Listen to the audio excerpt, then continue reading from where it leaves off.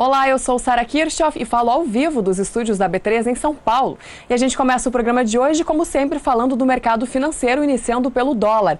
O dólar, que teve leves oscilações hoje frente ao real, terminou o dia em forte queda frente ao real nesta quarta-feira, uma queda acima de 0,5%, 0,52% é a desvalorização da moeda norte-americana frente ao real nesta quarta-feira, 10 de janeiro. Os profissionais da área de renda fixa e de câmbio atribuem esse movimento à entrada de fluxo. No caso do câmbio, especificamente, o destaque é a atuação dos exportadores na venda de dólar e também nos juros. Com isso, a moeda norte-americana fecha o dia de hoje aos R$ 3,23. É o menor patamar desde o fim de novembro de 2017. O que também caiu hoje foi o índice Bovespa. Está caindo, na verdade, porque o mercado ainda não fechou, mas já indica e tem um forte indício de uma queda bem significativa para o principal índice da Bolsa de Valores de São Paulo.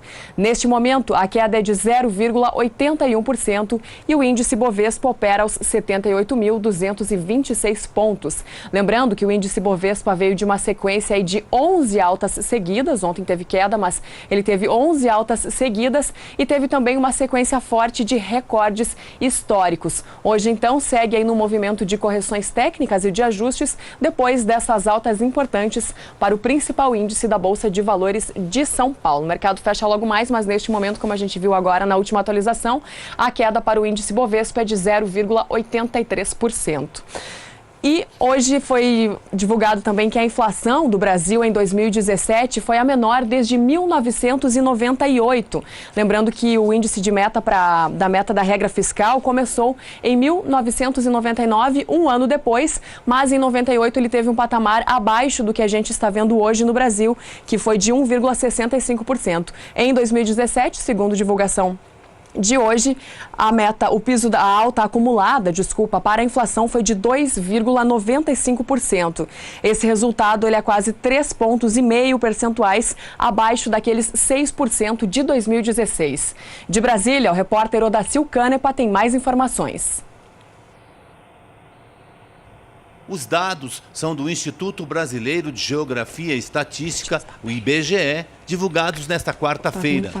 É a primeira vez que isso acontece desde que o sistema de metas foi implantado em 1999. Segundo os economistas, o que explica a forte desaceleração do IPCA em 2017 é o comportamento dos preços de alimentos e bebidas, que tem o maior peso no cálculo. A super safra de 2017 ajudou a segurar os preços no Brasil. Os alimentos tiveram uma queda de quase 2%. Mas será que a população sentiu isso na hora do supermercado? Não sei qual é a economia que eles fazem, né? Porque pra gente aqui na prática não abaixa não, demora muito a baixar. Tá tudo caro. Segundo o IBGE, o preço das frutas em 2017 teve uma queda de quase 17%. Odacil Canepa para o SBA. E os preços do petróleo chegam ao maior patamar em 3 anos. Ontem a alta foi de quase 1%, chegou a 1% nos contratos futuros. E essa valorização ela é estimulada pela expectativa de queda na produção de grandes fornecedores da commodity, como os Estados Unidos.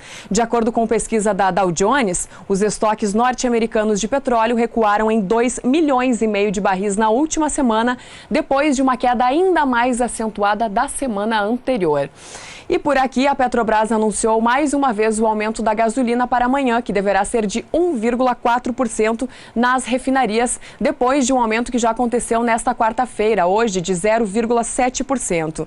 Em paralelo, a estatal elevará o preço do diesel nas refinarias em 1%, também a partir de amanhã. A informação é da agência inglesa Reuters. E será que vem chuva para o centro-sul do país? Quem responde é Juliana Rezende, da Somar Meteorologia, que vem por aí trazendo as primeiras informações do tempo para o programa de hoje. Olá, boa tarde a todos. Os produtores de algodão do estado do Mato Grosso seguem avançando com as atividades de plantio das lavouras, mas por alguns momentos acabaram por ser interrompidos, especialmente devido às chuvas que não cessam, seguem de maneira muito frequente, deixando o solo com bastante umidade. Aqui no Mato Grosso, a umidade do solo segue extremamente elevada, em torno de 90%. Agora, o índice de plantio no estado do Mato Grosso fica em torno de 2% apenas. No decorrer dos próximos 5 dias, ainda tem previsão de chuva no estado do Mato Grosso. E aqui na faixa oeste é que o volume de chuva é um pouco mais elevado, especialmente por conta da influência da umidade da Amazônia. Já no decorrer da segunda semana, as instabilidades perdem força aqui no Brasil Central e voltam a se concentrar aqui na região sul, até o estado de São Paulo. Então, no estado do Mato Grosso, a partir do dia 16, as instabilidades já começam a perder bastante intensidade e se tornam cada vez mais isoladas. No decorrer do terceiro período, mais para o finalzinho do mês de janeiro, as instabilidades seguem de maneira mais fraca na região central do Brasil, especialmente entre a região centro-oeste até o sudeste. Então, no estado do Mato Grosso, tem previsão de chuva mais fraca e também com volumes mais baixos, o que segue favorecendo para que os produtores possam dar andamento às atividades de plantio das lavouras de algodão. Daqui a pouco eu volto com mais previsão do tempo. Outra notícia boa para os produtores de algodão é que o preço da pluma de algodão segue em alta aqui no mercado físico, de acordo com o indicador CPEA.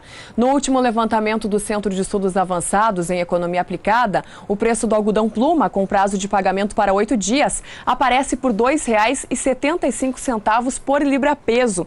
Uma alta bem significativa aí para o algodão, especialmente no acumulado do mês de janeiro. A gente consegue observar no gráfico que, pelo menos desde o dia 3 de janeiro, o produto vem em alta no indicador CPEA aqui no mercado físico. Segundo os pesquisadores do CPEA, essa alta está atrelada à retração de boa parte dos agentes e também à postura firme dos vendedores. Algodão, portanto, em alta aqui no Brasil, no indicador CPEA.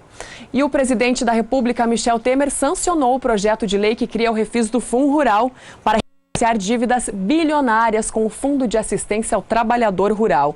A sanção do presidente Michel Temer aconteceu na noite de ontem e tem nada mais, nada menos do que 24 vetos no projeto de lei aprovado no Congresso no mês de dezembro. A nova lei permite que produtores rurais e empresas parcelem dívidas que totalizam 17 bilhões de reais e propõe uma alíquota menor sobre o faturamento da produção para os pagamentos futuros. Uma notícia importante é que estava sendo muito esperada pelo setor. O mercado do campo faz um rápido intervalo e daqui a pouquinho a gente volta para falar como foi o mercado de cana-de-açúcar em 2017 e o que esperar de 2018, que está aí só começando. Nós já voltamos. Estamos de volta falando ao vivo dos estúdios da B3 em São Paulo e o assunto por aqui agora é a cana-de-açúcar. Em 2017, a boa evolução das lavouras de cana-de-açúcar aqui no Brasil e a desvalorização dos preços no mercado externo pressionaram o açúcar. Os preços do açúcar cristal, negociados no mercado spot paulista, estiveram abaixo dos praticados em 2016, com uma queda ultrapassando os 20%.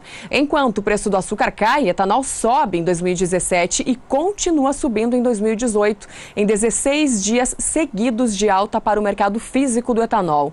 O cenário, segundo os pesquisadores, se deve à demanda aquecida, mesmo com recentes elevações de preços. O clima seco favoreceu a colheita, sendo predominante na maior parte da temporada 2017-2018 no estado de São Paulo. Para este ano, a expectativa da União da Indústria de Cana-de-Açúcar, a Unica, é de uma redução de mais de 13,5% na produção de etanol, que deve atingir mais de 24 milhões e meio de litros. E para saber mais sobre o que esperar desse setor em 2018, nós vamos exibir agora uma entrevista do jornalista Walter Puga Júnior aqui na Bolsa de Valores de São Paulo com o diretor da Bioagência, Tarsilo Rodrigues. Vamos acompanhar. Tarsilo, obrigado por ter vindo. Vamos fazer um balanço da situação do setor sucro-alcooleiro agora, neste final de 2017, começo de 2018. E uma notícia boa, neste final de ano, veio publicada pelo jornal Valor Econômico, refletindo aí relatórios de 2 grandes bancos, o Rabobank e o Itaú BBA. As dívidas das usinas de açúcar e álcool diminuem agora este ano, 2018 e 2019. Isso já era percebido pelo mercado? Percebido sim. Acho que a magnitude disso é que não deve ser tão grande, mas é um sinal. O mercado é importante, esse sinal de redução de dívida. É um processo que vem se arrastando por tempo. 2017 foi um ano bastante complexo. Ele teve preços bons de açúcar porque nós herdamos preços do ano anterior. Então, as usinas que fizeram o seu hedge bem feito tiveram um bom resultado, né? Embora os preços hoje estejam ruins. A queda da taxa de juros também contribui de forma significativa para esse processo. Então, estamos no caminho certo. Eu acho que a redução da dívida é algo extremamente necessário para que a gente possa gerar caixa naquilo que realmente precisa. Ninguém quer pagar juros, a gente quer investir, plantar, renovar, trocar frota, ampliar, então esse que é o ponto. Os juros ficam comendo, né, os resultados e fica empacando o setor, mas é gradativo e eu acho que estamos no caminho certo. A redução dessa dívida está estimada, em alguns casos, em até 17%, considerando a inflação, em outros casos, uma redução menor de 5%. Bom, muitas empresas, usinas de açúcar e álcool, vão oferir agora, né, os benefícios dessa redução da dívida, mas não é generalizado, né? Muita empresa ainda está em dificuldade, não? Isso é um ponto bastante importante, Puga. E de onde vem essa discrepância? Chama-se produtividade, quer dizer, lá no campo você tem hoje uma produtividade média ao redor de 77 toneladas por hectare e você tem empresas com 60, 55, gente com 80, 90 e em alguns casos até 100 toneladas por hectare. Então é muito diferente o resultado para cada uma dessas empresas. Isso varia de região para região ou é uma questão de gestão, de administração? Os dois, né? Vamos dizer, ambiente de produção é fundamental. Nem todos têm condição de produzir a mesma coisa. Solo e clima são diferentes, mas a discrepância entre eles ela não é tão grande, né? Porque se você plantou cana é porque no mínimo a região é boa. A região tinha as condições. Tem umas que são excepcionais, outras tantas. Mas gestão é o grande diferencial. Porque se você está numa região que o potencial é 80 toneladas por hectare, você tem que ter 80 toneladas por hectare. Você não pode ter 65. E a gestão é fundamental numa usina de açúcar e etanol? A gestão é fundamental. É intenso em capital. O custo é algo assim bastante complexo, é de uma complexidade enorme, então exige uma competência, exige uma atenção, exige novas práticas, exige tecnologia. Porque hoje você tem aí uma tecnologia bastante avançada que você pode te ajudar, né? São drones, o replantio, ou seja, aquela agricultura de precisão que traz resultados, né? Agora, o agricultor ou quem arrenda a terra para a usina deve ficar de olho se a empresa para a qual você está fornecendo ou para a empresa para a qual você está trabalhando, cedendo a sua terra, ela está num estágio mais avançado. É importante que o agricultor acompanhe isso, não, Tarsila? O agricultor tem que ele tem que sair do mundo só produção. Produção é importante, ele tem que focar nisso. Mas ele tem que começar a ver outros fatores, né? Para onde vai o meu produto, para quem que vai e como que isso está chegando até o mercado. Porque é uma cadeia, né? O próprio sistema de pagamento de cana, ele envolve a cadeia toda. É uma particularidade, o Consecana é um programa bastante eficiente.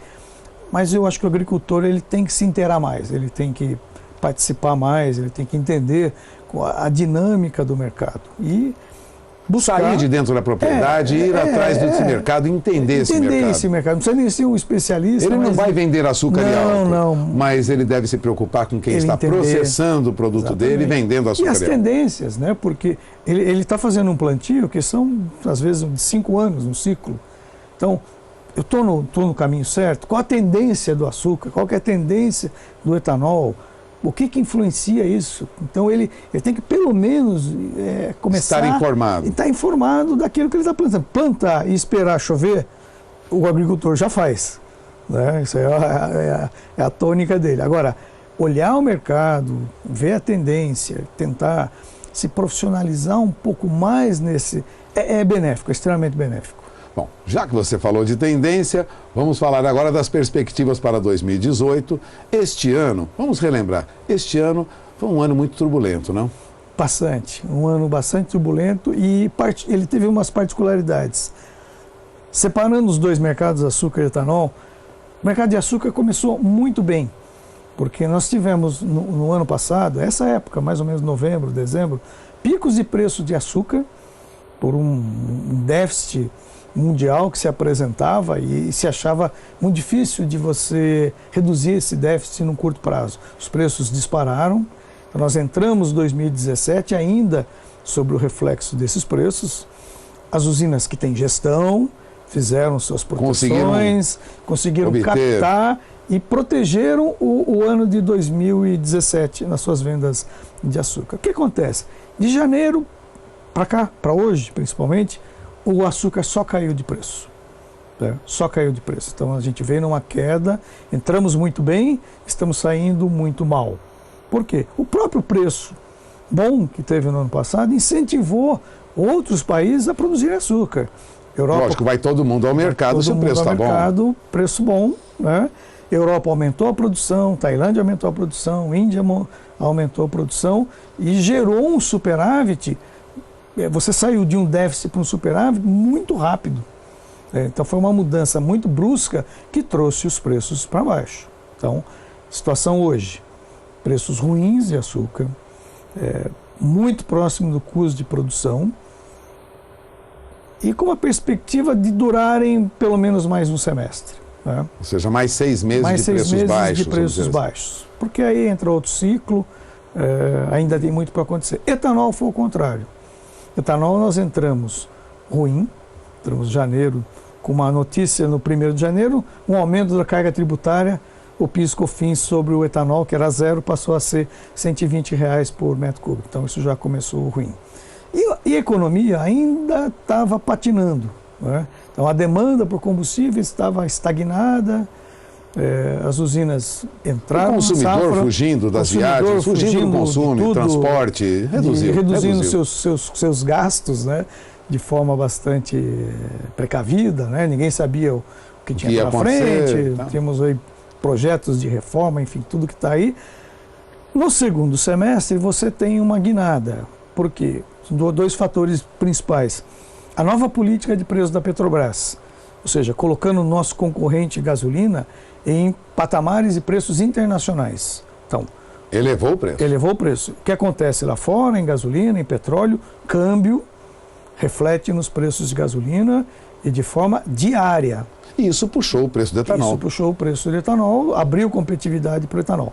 Em agosto, outro evento importante foi a majoração do PIS e COFINS. O governo precisava arrecadar, escolheu a gasolina. O etanol também teve uma pequeno acréscimo de carga tributária, mas a carga tributária da gasolina foi significativa. Saiu de 28 centavos de PIS/COFINS para 79 centavos. O consumidor correu para o álcool. O consumidor correu para o álcool. A gasolina ficou cara, o consumidor correu para o álcool, ao mesmo tempo em que os preços de açúcar declinantes fizeram as usinas mudarem o mix de produção de açúcar para o etanol.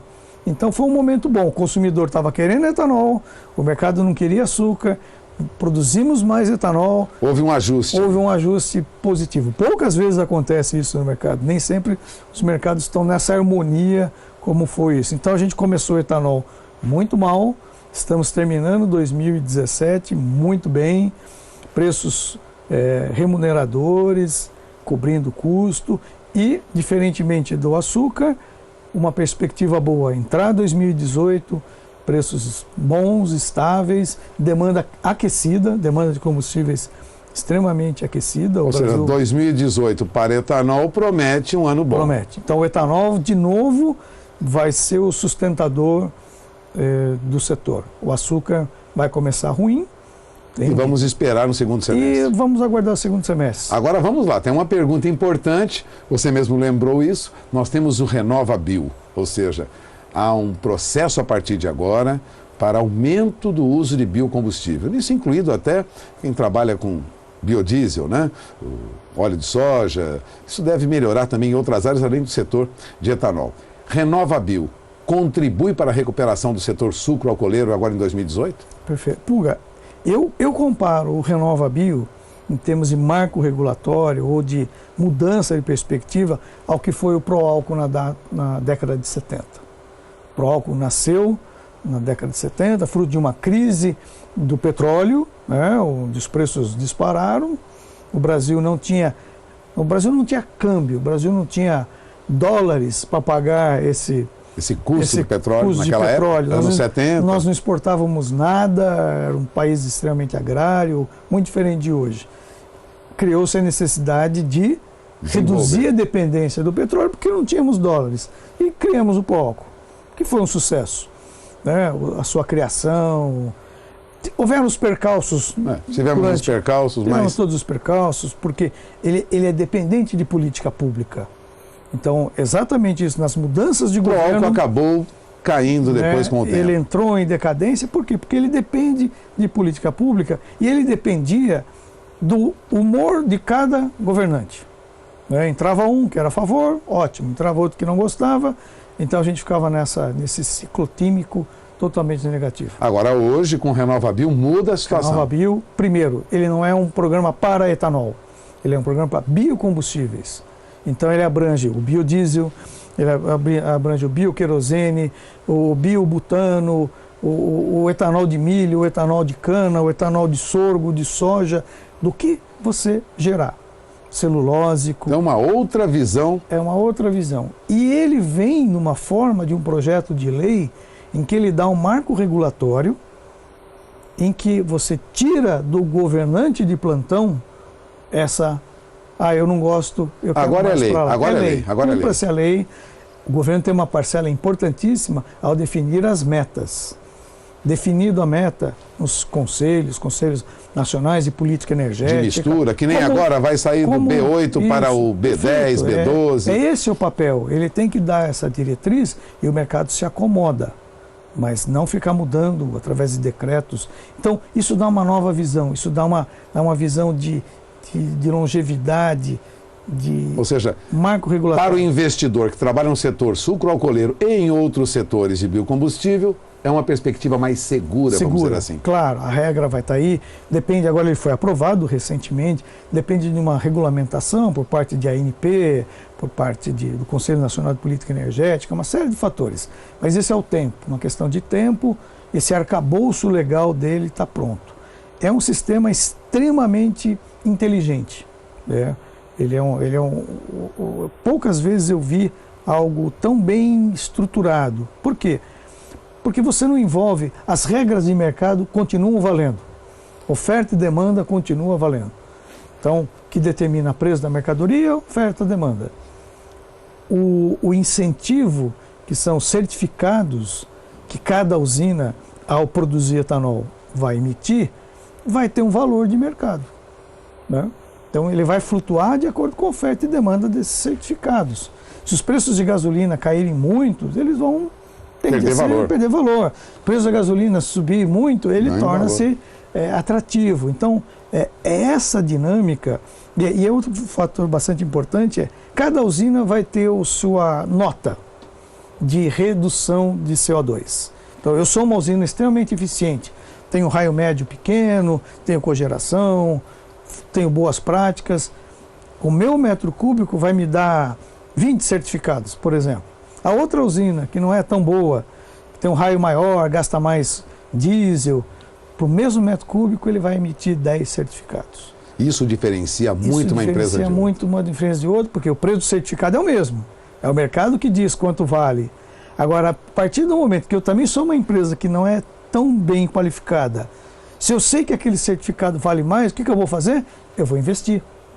Eu vou melhorar, então ele é indutor de boas práticas, porque aquele investimento vai me trazer um retorno. Agora, produtor que, vamos lembrar de novo, que trabalha com essas processadoras de combustível, de olho na informação, porque uma boa empresa pode garantir a sua rentabilidade, a remuneração do seu produto e um encaminhamento melhor em diferentes questões na sua região aí. Perfeito. Ou seja, é para valorizar mesmo a empresa que é bem administrada, que investe em tecnologia. E é quem vai sobreviver. O mundo hoje mudou.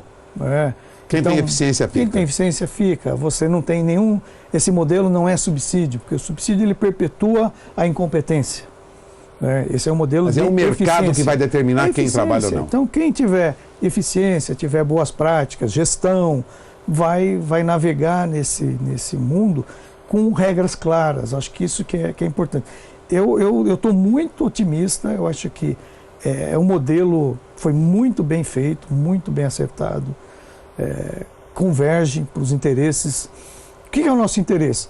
Nós somos demandantes de combustível, então o Brasil vai crescer, o Brasil vai voltar a crescer, vamos precisar de combustível.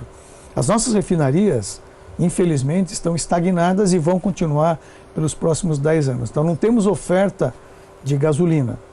Tudo que crescer vai ter que importar. Então, para que importar? Vamos produzir o biocombustível. Nós vamos gerar investimento, vamos gerar emprego, vamos gerar uma cadeia gigantesca. Né?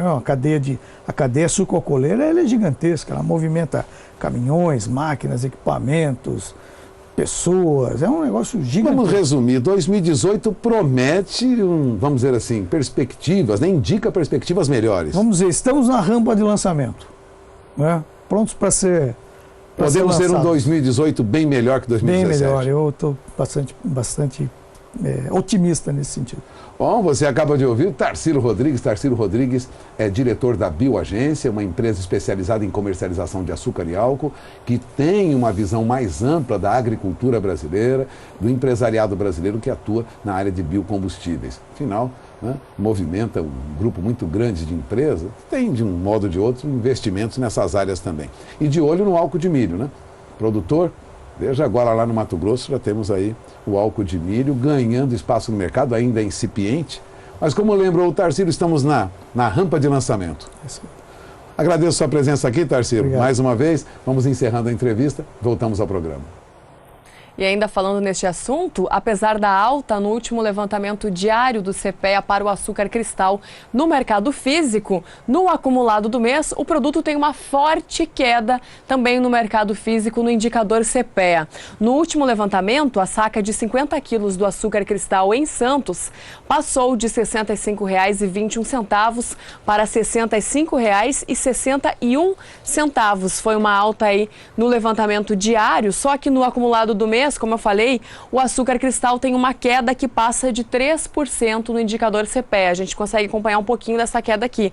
No dia 3 de janeiro, a saca de 50 quilos estava custando R$ 66,99. Depois, no dia 8 de janeiro, passou para R$ 65,21. Agora, então, teve essa alta, mas no acumulado do mês de janeiro, o cenário é de queda para o açúcar aqui no Brasil, no mercado físico. E enquanto o açúcar vem caindo no mercado físico, conforme o indicador CPEA, o que continua subindo é o etanol. No último levantamento diário do Centro de Estudos Avançados em Economia Aplicada, o preço para o metro cúbico do etanol hidratado passou para R$ 1.919, o levantamento que saiu na noite de ontem. R$ 1.919 é o preço do metro cúbico do etanol hidratado diário no indicador CPEA aqui no estado de São Paulo. No dia 3 de janeiro, ele aparecia aí por R$ 1.882,50 e agora, então, está em R$ 1.919 o metro cúbico do etanol hidratado diário. Uma alta aí que se aproxima dos 5% no acumulado do mês de janeiro. Mas também lembrando que no ano passado, o produto já vinha em alta em novembro, também em dezembro, e agora segue esse movimento de alta no indicador CPEA, o etanol hidratado diário, também no mercado físico aqui no Brasil. E você vai ver depois do intervalo que a expectativa de uma safra recorde global de café fez com que as cotações caíssem hoje na Bolsa de Nova York. Nós já voltamos. Estamos de volta falando ao vivo dos estúdios da B3 em São Paulo. Agora 6h06, horário de Brasília. E o assunto por aqui agora é o café. Hoje o café robusta tem pouca variação lá na Bolsa Futura de Londres, depois de forte alta registrada ontem, que nós mostramos aqui no Mercado do Campo, altas aí acima de 2% para o café robusta na Bolsa Futura de Londres. O dia então é de pouca variação, dando aí um ajuste técnico ao mercado. O café robusta também tem as cotações sustentadas pela valorização do petróleo, que, como eu falei lá no início do programa, chegou aí ao maior patamar dos últimos 3 anos. De olho no painel, a gente acompanha então esse movimento, esse fraco movimento hoje para as cotações do café robusta lá na Bolsa de Londres. Eu começo destacando então o contrato que vence agora em janeiro deste ano, que hoje tem alta de 0,11% lá na Bolsa de Londres, passando para 1.746 dólares a tonelada. Contratos com vencimento em março com a mesma variação positiva de 0,11% por 1.726 dólares a tonelada. Contratos entregues em maio sem nenhuma variação permanecem aí por 1.726 dólares a tonelada. E contratos com entrega em julho em leve alta de 0,05% por 1.759 dólares a tonelada. E a estimativa de produção global recorde fez com que as cotações do café arábica na Bolsa de Nova York caíssem nesta quarta-feira. De olho no painel mais uma vez, eu começo destacando os contratos com vencimento em março novamente, que tem queda de quase 1% nesta quarta-feira e com isso passam para o valor de $1,23 por libra-peso. Já os contratos com entrega em maio têm uma queda também muito parecida com o contrato de março, de 0,94% e com isso o valor para o contrato que vence em maio ficou em $1,26 por libra-peso. Contratos com entrega em julho, $1,28 por libra-peso e contratos com entrega em setembro, mês referência no mercado do café, $1,31 por libra-peso. Enquanto isso, o café BMF Bovespa, negociado aqui na Bolsa de Valores de São Paulo, também tem movimento de queda nesta quarta-feira, acompanhando o café arábica lá na Bolsa de Nova York. Lembrando que o Brasil é o principal produtor e exportador de café arábica do mundo. De olho no painel, contratos com entrega em março, em queda acentuada de 1,02% nesta quarta-feira. Ontem, o contrato com vencimento em março aparece por $156,85 a saca e hoje, com essa queda, então, vai para $155,25 a saca, subindo 25 centavos nos últimos negócios. Contratos com entrega em maio em queda de 1% hoje, passando de $155,10 a saca para $153,55 a saca no ajuste atual. Contratos com entrega em julho em queda de 1,06%, passando de $151,35 a saca para $149,75 a saca. E contratos com entrega em setembro deste ano, mês referência no mercado do café, mais uma vez, foram 280 negociações para o contrato de setembro, que hoje tem uma desvalorização de 0,95%. No ajuste anterior, o valor da saca para o vencimento de setembro aparecia em $157,80 e hoje, com essa queda, então, foi para $156,30 a saca no ajuste atual, caindo mais $1,30 nos últimos negócios, o contrato de setembro, que é aí o contrato referência no mercado do café. E para saber como fica o tempo para o norte e nordeste do Brasil, vem aí mais uma vez Juliana Rezende, da Somar Meteorologia, destacando agora as pastagens do centro-norte do país. O setor da pecuária ainda segue muito beneficiado na metade norte do Brasil. Isso porque as últimas chuvas, especialmente na região norte, é que conseguiram ficar cada vez mais frequentes e também mais fortes. Com isso, as últimas instabilidades conseguiram aumentar tanto a umidade do solo que acabaram alcançando até índices de encharcamento aqui nas áreas mais ao sul do estado do Amazonas e também em algumas localidades aqui no sul do estado do Pará. Agora, essa condição é um pouco diferente na região nordeste. A disponibilidade hídrica do solo ainda segue com índices favoráveis para o crescimento dos pastos apenas aqui nessa faixa oeste até o sul da Bahia. Agora, nas áreas mais ao norte, também aqui no leste da região, é onde os índices ainda seguem um pouco mais baixos, especialmente devido às chuvas mais escassas. Nos próximos 5 dias, a região norte ainda deve seguir recebendo chuvas bastante abrangentes e com potencial para seguir mantendo o solo com bastante umidade. Enquanto que no Nordeste, previsão de pancadas mais expressivas, principalmente aqui na faixa norte. O acumulado fica um pouco em torno de 30 milímetros em 5 dias. No decorrer da segunda semana, as instabilidades agora na região norte começam a se concentrar mais para a faixa oeste, enquanto que no interior do Nordeste, a circulação dos ventos no alto da atmosfera consegue inibir a chuva aqui nessas áreas mais claras do mapa. Então, apenas chove na faixa norte e também na faixa leste. Mas lembrando que o volume de chuva não deve ser tão elevado a ponto de conseguir aumentar a disponibilidade hídrica do solo. No decorrer da terceira semana, entre os dias 21 até o dia 25, tem previsão de chuva abrangente novamente, tanto na região norte como também na região nordeste. Então, na região norte, com chuvas frequentes e também com potencial para seguir mantendo o solo com bastante umidade, os pastos ainda seguem beneficiados. Enquanto que no nordeste, a tendência ainda é de pastos que devem conseguir manter bom ritmo de crescimento, especialmente na faixa oeste e também na metade sul da região, porque na faixa norte a tendência ainda é de chuvas mais escassas e que não devem ter potencial para conseguir aumentar os níveis de umidade no solo. Hoje eu encerro por aqui a minha participação. Até mais! Até mais, Juliana Rezende. E a expectativa pelo relatório do Departamento de Agricultura dos Estados Unidos, que será divulgado na próxima sexta-feira, e a previsão de chuvas na Argentina foram os 2 fatores que pressionaram as cotações da soja hoje no mercado futuro, lá na Bolsa de Chicago. De olho no painel, começamos destacando os contratos entregues agora em janeiro deste ano, que hoje tem desvalorização de 0,91% e com isso aparecem por $9,47 o bushel nos últimos negócios. Contratos com entrega em março têm queda de 0,90% nesta quinta-feira. Com isso, o valor para o vencimento de março aparece por $9,55 o bushel.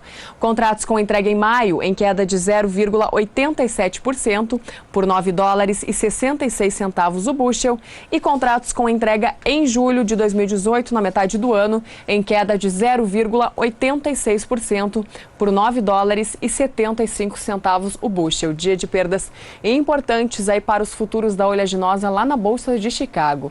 Soja BMF Bovespa negociada aqui na B3 em São Paulo também em dia de queda nesta quarta-feira. Os contratos com entrega em março têm desvalorização de 0,89%. No ajuste anterior, o valor da saca vinha em $21,24 e nos últimos negócios $21,05. Não temos o ajuste atual. Contratos com entrega em maio, em queda ainda maior, de 1,02%.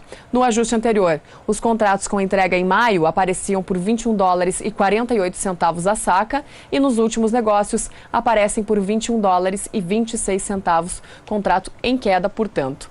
Da soja, passamos para os futuros do milho, que hoje tiveram aí pouca variação lá na Bolsa Futura de Chicago, mas o mercado também está à espera e na expectativa pelo relatório do Departamento de Agricultura dos Estados Unidos, que vai definir aí como serão os preços nas próximas semanas lá na Bolsa de Chicago. De olho no painel, contratos com entrega em março sem variação permanecem por $3,49 o bushel. Contratos com entrega em maio em leve queda de 0,06% por $3,57 o bushel.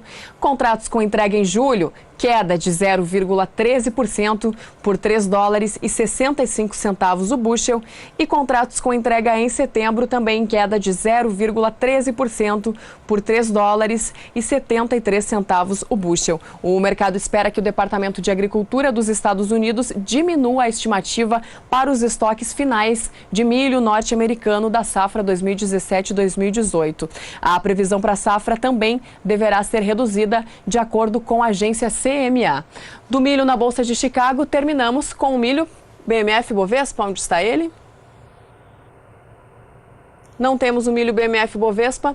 nesta quarta-feira. Então, terminamos mesmo com o milho na Bolsa de Chicago. Com isso, eu vou encerrando o programa de hoje. E só lembrando que hoje esteve aqui na Bolsa de Valores de São Paulo o governador do estado de São Paulo, Geraldo Alckmin, e mais uma vez ele confirmou para a nossa equipe do Canal do Boi, o veto ao projeto de lei Segunda Sem Carne. Ele esteve aqui participando de um leilão da concessão do trecho norte do Rodoanel. E agora, no programa Pecuária BR, com a Renata Ferreira, você vai acompanhar a entrevista com o governador do estado de São Paulo, Geraldo Alckmin, falando então sobre este assunto. Eu vou ficando por aqui e o Mercado do Campo volta amanhã às 5h35 da tarde, horário de Brasília. E você pode sempre acompanhar a nossa programação também nos nossos canais na internet, no site sba1.com e também no nosso canal no YouTube. Até amanhã!